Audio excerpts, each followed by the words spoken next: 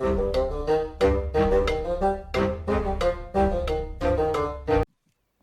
and welcome to the Critically Clueless. I'm a Monk and today we are reviewing Sniper Elite 5. Now this game has been developed by Rebellion Developments. It's currently on the PlayStation, the Xbox and the PC.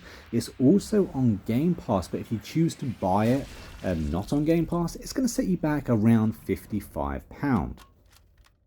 Now this is the 5th installment of this game, so by now we're very used to the format, the layout, and kind of what to expect when it comes to Sniper Elite. Now what they get absolutely brilliant is obviously the sniping. It's really beautiful sometimes to watch some of the shots that you manage to pull off, and they look absolutely amazing.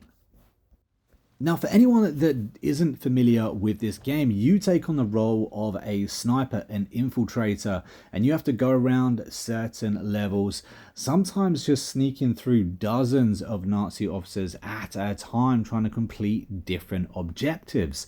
Now, there's only a handful of missions in this game, but every single mission is extremely detailed. There's normally multiple objectives in every single level, and it really is up to you how you complete them. Of course, there are suggestions. Of course, there are tasks that are, rather difficult, shall we say, but it's up to you whether you actually complete them the way that is suggested to you. Now, it is a great deal of fun going in with a sniper at the beginning of the game, going into different levels and just taking out every single AI you actually see. All these NPCs are really interesting. They all like to die in a spectacular manner, and it can be a great deal of fun. It does come with certain setbacks, however. When you very first start this game, you have an extremely loud and basic sniper rifle. Now, of course, you can complete the game with the basic weapons with no added equipment, perfectly adequately. But if you want those better weapons and if you want those better upgrades, then believe me, it's going to take a little bit of work within the game to actually get them. However, I was pleasantly surprised with just the amount of different weapons I could unlock. Now, unfortunately, one or two of them did seem bugged out at the time of me putting in a great deal of effort into this game, and some of them that I just couldn't seem to unlock because of that. Other ones were just very difficult to unlock. You have to do certain tasks on certain levels to unlock them. And then, of course, you have all of the extras, all of the customization options that then, all the levels within the game have certain things for you to complete to unlock different components for different weapons. So there's a lot to it. There really is. It isn't just a case of you need to come in, kill B, and that's it, end of that level. It can be if you choose it to be, but if you want to dive a little bit deeper in every single level, then those options are available to you. And when it comes to different modes, this game really isn't lacking. Obviously, it has campaign mode. You can host co-op modes as well. The co-op games are a lot of fun. Actually, like going through this level with one of your friends and being very stealth and tactical about who you're going to shoot and stuff like that. It works seamlessly and is very impressive. You can find co-op games as well and actually jump in someone else's game. You've got Ajax Invasion, where you're going to go in while someone else is trying to complete the level as a Nazi sniper and basically try and stop them. You got survival mode, which is very good, and multiplayer as well. And as I said before, there are effectively 8 levels that are available to you. Level 9 isn't really a level, and currently there is a 10th DLC out as well. Now, personally, I was a little bit disappointed to see so few levels in this game. I was hoping for maybe twice as many than there were actually available to you on launch. Hopefully, as the game goes on, more levels will be added and added. This is my hope. However, the levels that are in the game, as I mentioned before, are incredibly detailed.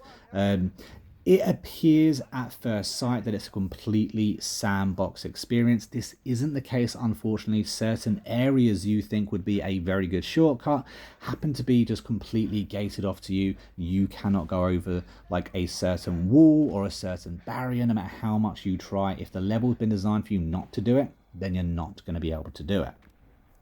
I was also really pleasantly surprised that this game is fully voice acted. There is a pretty good story here, and at the beginning of every single level there is normally like a briefing as to what it is our mission is, where we are up to the current story, and I think the voiceover is actually done very, very well. Dent in the Atlantic Wall Battery, but at a heavy price. And now I'm stuck behind enemy lines. My contacts have identified SS Officer Abelard Moeller as the butcher behind the local atrocities. Moeller has seized Chateau de Berengar and turned it into his personal Nazi stronghold. I'm going to pay him a visit. Now, all in all, I feel like I'm giving this game a lot of praise. It does, however, have downsides. Some of the graphics in this game are absolutely awful. It's completely dead eyes when it comes to, you watching your sniper bullet go through someone completely. Their face is completely emotionless, and it's such a shame because I really love that kind of cutscene when you pull off an amazing shot and it goes to the cutscene to show you exactly what you just done. But the game feels really letting itself down with the graphics in the game when it comes to the NPCs and just their pure vanilla-ness.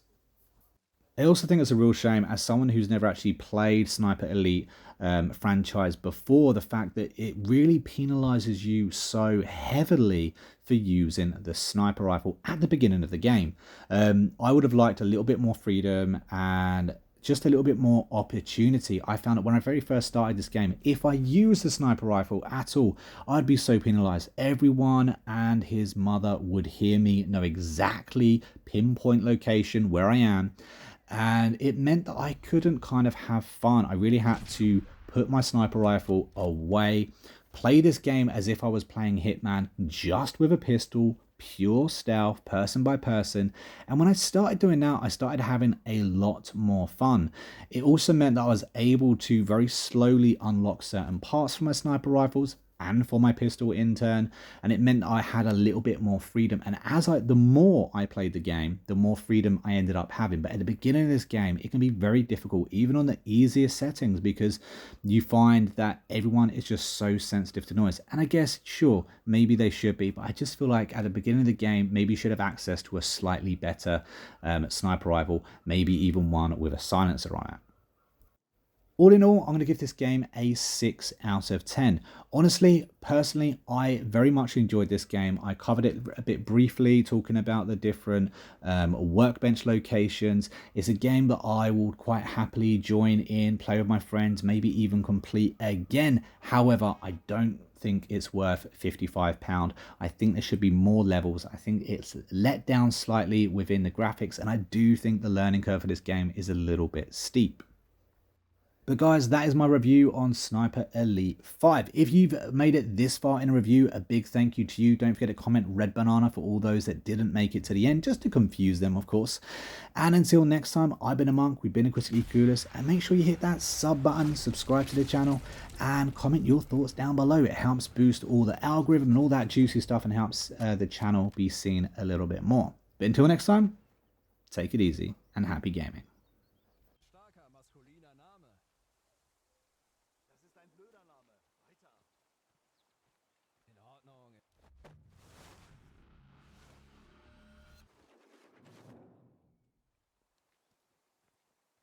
Wie wäre Adalbert?